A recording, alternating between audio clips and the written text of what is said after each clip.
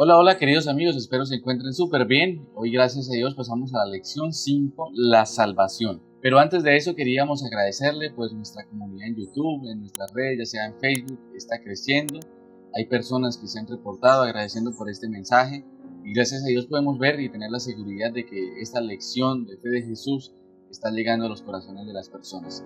Así que muchas gracias por compartir, por hacer de esto un canal de bendición, hacer de esto un ministerio a donde podemos llegar justamente a su corazón con la ayuda de Dios. Vamos a iniciar entonces, pero antes de eso vamos a orar. Cerramos los ojos allí donde estemos y oramos. Querido Jesús, gracias te damos, Padre, por tu amor, por tus bendiciones. En el recorrido de estos estudios, Señor, nos hemos dado cuenta de tu amor, pero hoy vamos a conocer el regalo de la salvación. Pedimos tu bendición, tu sabiduría de lo alto, Señor, para que nos instruya en el nombre de Jesús. Amén.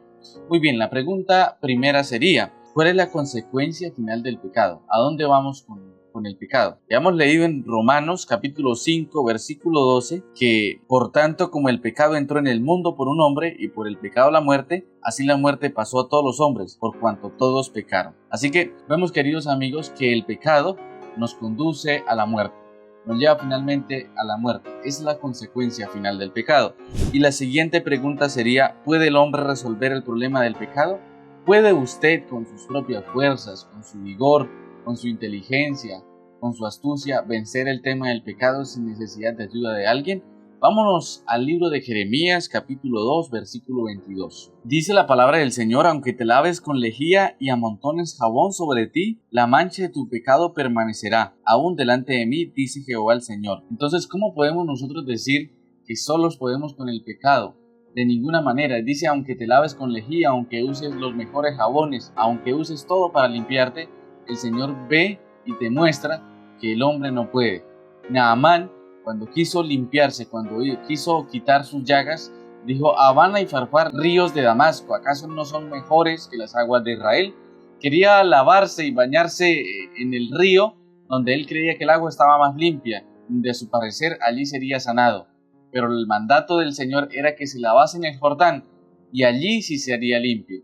A veces creemos que es con nuestras fuerzas, pero la bendición de Dios y la petición de Dios es que nosotros le hagamos caso. Es por obediencia. Veíamos en lecciones anteriores que la causa del pecado de Satanás fue por orgullo y desobediencia. La causa del pecado también de Adán y Eva fue por desobediencia. Entonces, ¿qué espera Dios de nosotros? Que obedezcamos. Vámonos a la siguiente pregunta que está en la sección de salvar al pecador. ¿Qué provisión hizo Dios para salvarnos? San Juan 3:16. Este versículo es un versículo demasiado conocido y se lo podríamos decir incluso de memoria, pero si quiere búscalo.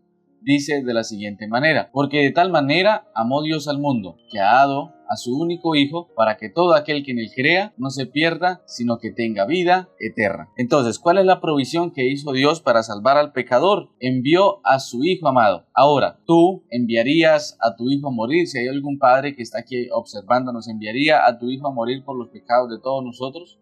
¿O lo pensarías? Nuestro Padre no escatimó en enviarlo. Su Hijo, su precioso Hijo que era Jesús, lo envió a esta tierra para que muriese por cada uno de nosotros, para mostrarnos que el pecado se vencía con la ayuda de Dios, con la ayuda de Jesús. Vemos aquí entonces la provisión que Dios hizo enviando a su Hijo. La siguiente pregunta es: ¿cómo describió Jesús su misión? ¿Cómo la describió?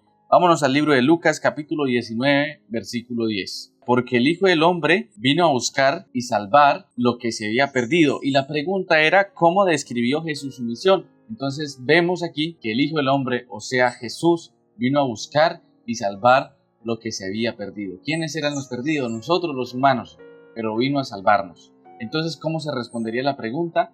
Vino a buscarnos y salvarnos. La siguiente pregunta es: ¿cometió Jesús algún pecado? Pensarás, bueno, si Jesús vino a esta tierra y como no hay nadie perfecto, probablemente sí cometió algún pecado. Vámonos entonces al libro de Hebreos capítulo 4, versículo 15. No tenemos a un sumo sacerdote que no pueda compadecerse de nuestras debilidades, sino uno que fue tentado en todo según nuestra semejanza, pero sin pecado.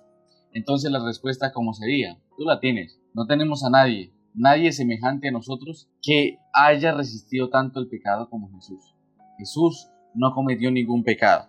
Esa sería la respuesta. ¿Cómo pagó Jesús nuestra deuda? Isaías capítulo 53 versículos 3 al 7. Despreciado y desechado entre los hombres, varón de dolores, experimentado en sufrimiento, y como escondimos de él el rostro, fue menospreciado y no lo estimamos. Ciertamente llevó él nuestras enfermedades y sufrió nuestros dolores, pero nosotros lo tuvimos por azotado, como herido y afligido por Dios. Mas él fue herido por nuestras rebeliones, molido por nuestros pecados. Por darnos la paz, cayó sobre él el castigo, y por sus llagas fuimos nosotros curados. Todos nosotros nos descarriamos como ovejas, cada cual se apartó por su camino, mas Jehová cargó con él el pecado de todos nosotros. Angustiado él y afligido, no abrió su boca, como un cordero fue llevado al matadero, como una oveja delante de sus trasquiladores, enmudeció, no abrió su boca. ¿Cómo pagó Jesús nuestra deuda? Entonces, muriendo en la cruz del Calvario, hizo toda la provisión para que nuestros pecados fuesen perdonados. No dijo nada, no renegó, no dijo por ellos es que tengo que morir, tengo que estar llorando, no. Enmudeció su boca y dijo, vale la pena morir por ellos. Esto quiere decir que el gran amor de Jesús es sin quejas. Dios no se queja en darte bendiciones, Dios no se queja en todo lo que te da. Dios es un especialista dándote todo lo que tú necesitas, dándote todo lo que se refiere a la salvación. Él espera que tú te salves y que nosotros nos salvemos porque hizo todo por nosotros, aún así dando su vida.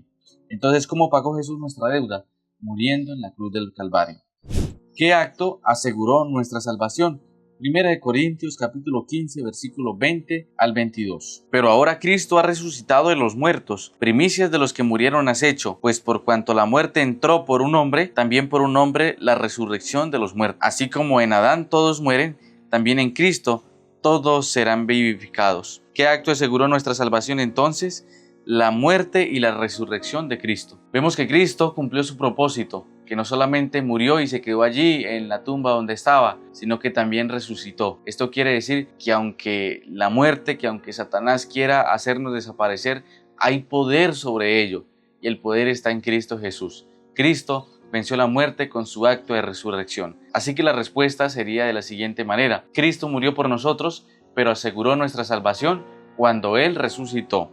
¿Qué debemos hacer, queridos amigos y hermanos? Creer en Jesús, creer que Él existió y que vino a morir por mí y que en su resurrección yo estoy también con la ayuda de Dios asegurando mi salvación. Aceptarlo como mi único Salvador, abrirle la puerta del corazón. Mi compromiso, querido amigo, ¿cree usted que Jesús murió por usted?